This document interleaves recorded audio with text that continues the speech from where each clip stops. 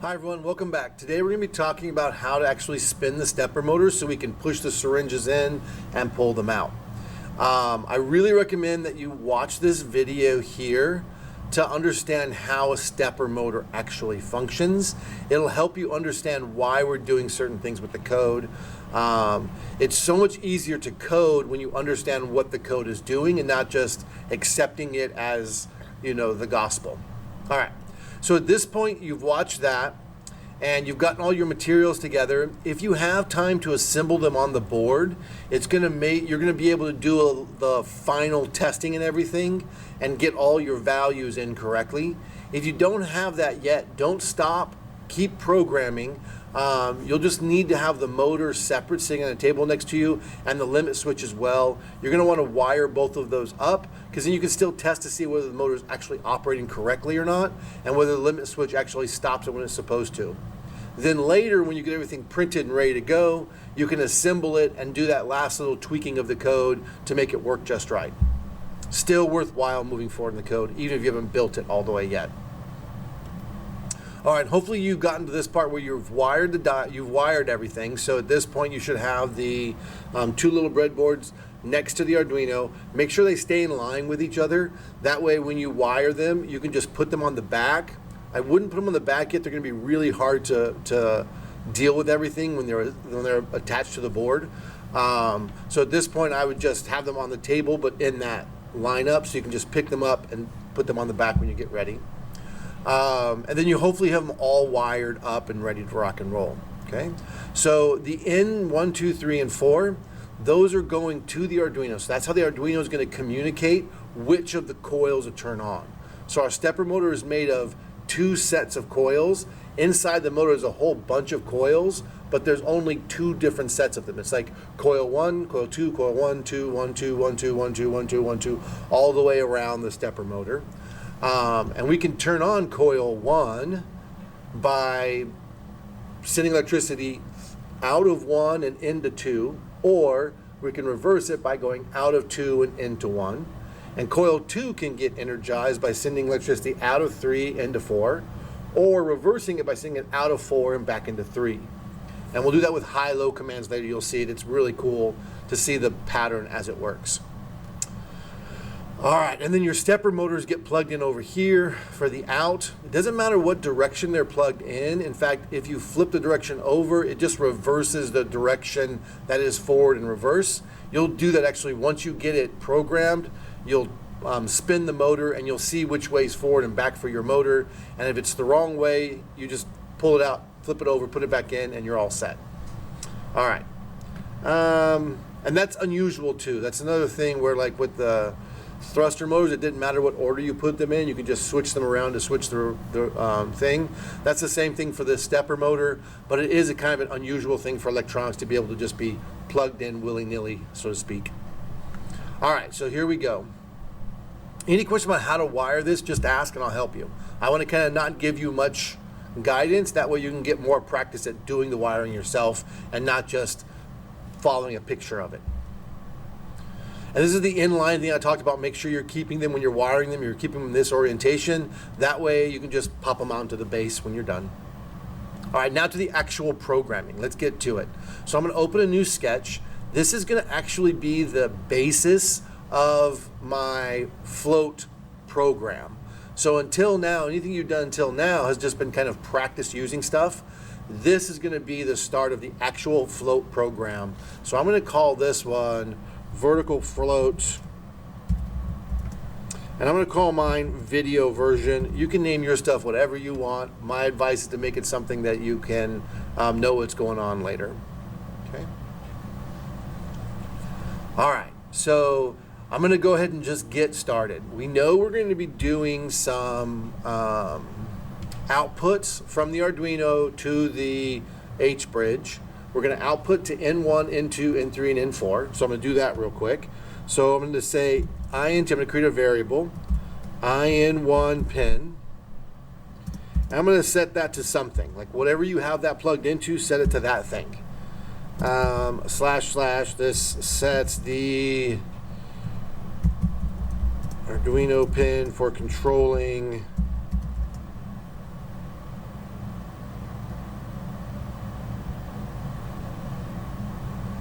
let's actually, I don't want to use the word set there. Let's just say this is the Arduino pin that is used for one of the stepper motor wires. I'm keeping it a little generic because I want to be able to copy and paste it without having to change stuff. All right, I'm going to copy and paste this. I need 4 of these, 1 for each of the ends. Now I'm just going to change this to 2, 3, and 4. Please don't put asterisk in yours. Please put the actual number for your pin in here. Otherwise, you're going to be throwing all kinds of errors later. And then, yeah, let's leave it at that. And now we need to do a pin mode for each of these. So I'm going to come over here and do pin mode, parentheses.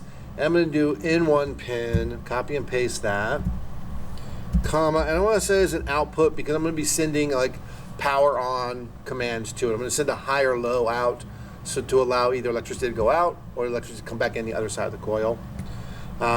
Here we go. And semicolon, of course, a bit of a comment here. And this one is sets the pin to output.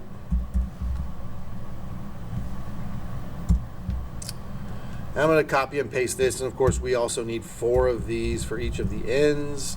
I'm going to fix this indent thing. It kind of gave me a weird indent there.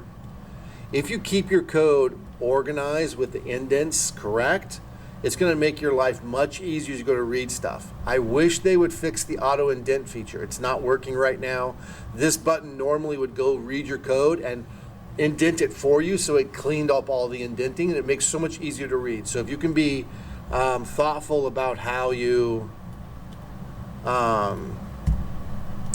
indent and keeping things clean, it's going to make your life easier later when you go to debug stuff.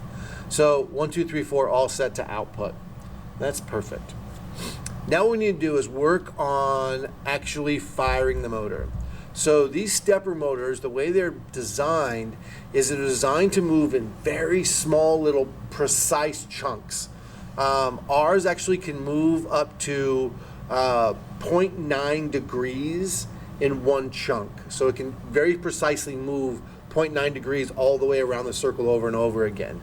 And this is why that they're used for like 3D printers and stuff. You want your printer to move precisely to a new location, either vertically or horizontally. For us, we're going to have to, but what that means is that they move in these like little chunks. It's not just a command like spin. It's the command is like go to the next little step. So let's figure out how to program that. First thing we're going to do is we're going to create a function. I'll talk more about functions later, but you're going to type the word. So where we are right now is we're in between the void setup and the void loop. So here's the end of the void setup, and here's the beginning of the loop. We're going to do what's called defining a function. A function is just like a chunk of code that you can reuse over again without having to copy and paste that big chunk of code. You can just do what's called calling it. I'll show you all this in a second. But let's call this first one water in. We could do like forward step or spin forward or something like that for our command. But because what we're really doing in ours isn't spinning a stepper motor, what we're really doing is pulling water into the float or pushing water out. I think it'll be more logical to call it water in. So this should be the direction of the motor when it's drawing the syringe up and out of the, or the plunger up and out of the syringe, which makes water get pushed into the syringe and fill the syringe. So that's what this one is. And then open close parentheses, and then open close curly brace, enter. Now anything inside, any code we put inside these two curly braces is considered to be inside our function. All right, so here's how this works. To move the stepper motor one step forward, we need to energize the 2 sets of coils. So we need to make them so that they push the motor forward 1. To do that, we're going to use digital write.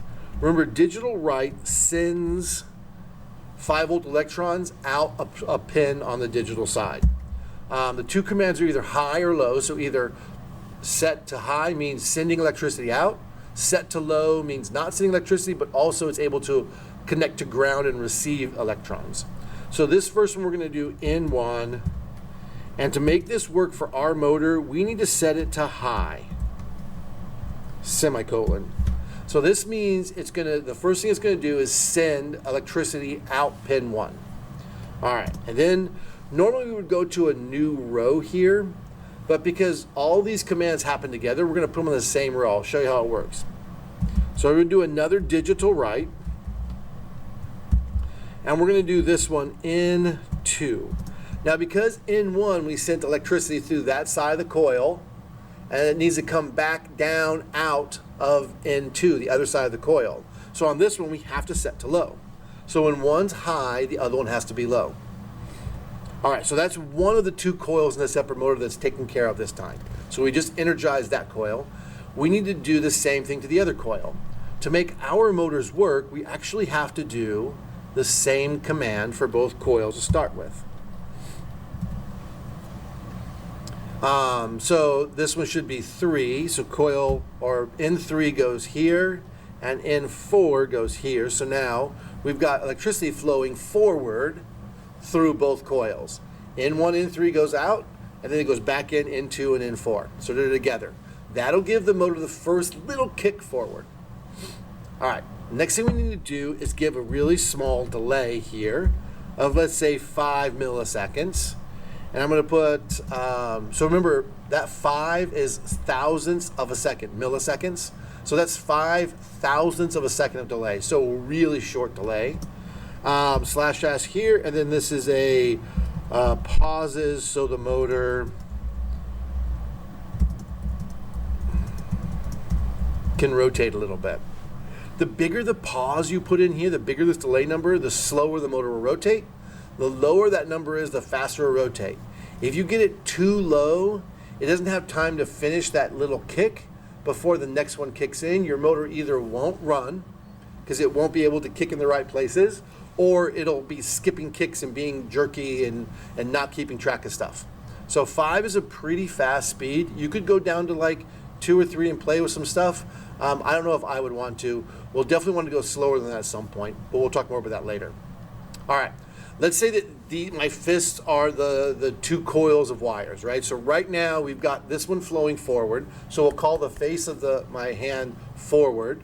And then this one's also forward. This is the other coil. So wires are N1 goes here and N2 comes here, N3 goes here, N4 goes there. So I can go like this, or I can flip one or flip one. And what happens is, as the magnets are coming around inside the motor, this coil being in this direction will be pulling this magnet towards it. When this magnet gets right in front of this coil, if it keeps pulling it, it's actually going to slow it down on this side and pull it backwards. So what we do, of course, that we've learned before, is that as it gets over here somewhere, we want to flip this coil over. So instead of pulling the magnet, it starts repelling it, which keeps it pushing along this way. Well, if this one is doing that, the other one is still pulling because it's still coming towards it, and then it switches when it gets in front of it and pushes it. And in our motor, there are a whole bunch of coil 1 and coil 2 all connected. So it goes coil 1, coil 2, coil 1, coil 2, 1, 2, 1, 2, 1, 2, 1, 2, 1, 2, 1, 2, and they're all pushing and pulling at the same times. Okay, was that confusing enough? So our first little push and pull of that are both of them in the same direction. And then here's how the pattern goes. So I'm going to copy and paste these 2 lines of code, hit enter, put them just below here. Let me check the pattern just to make sure I get it right. Yep. We're going to actually flip the electricity going through coil 1. So we're going to turn 1 to low and N2 to high. Remember, those 2 are all on coil 1. So now coil 1, instead of flowing 1 to 2, it's flowing 2 to 1, which means we just flipped the magnetic field. Okay? And then we leave the other one alone. And here's the pattern.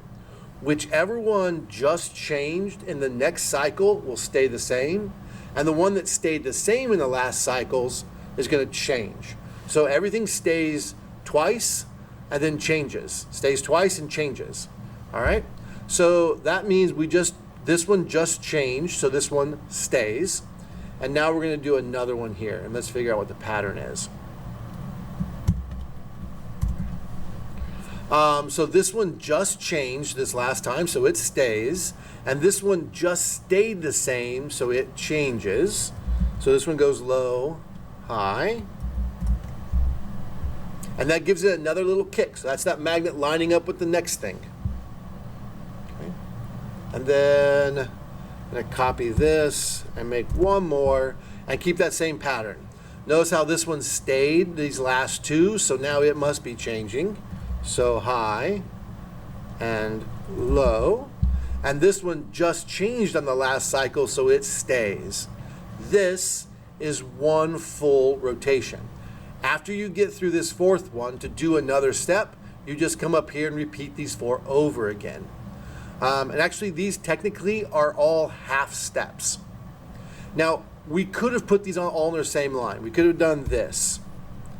And the code will run exactly the same way, except now it's going to be incredibly long, and you have to remember that all 4 of these are really happening simultaneously. The delay is after them. So really we're doing all 4 of those commands right away.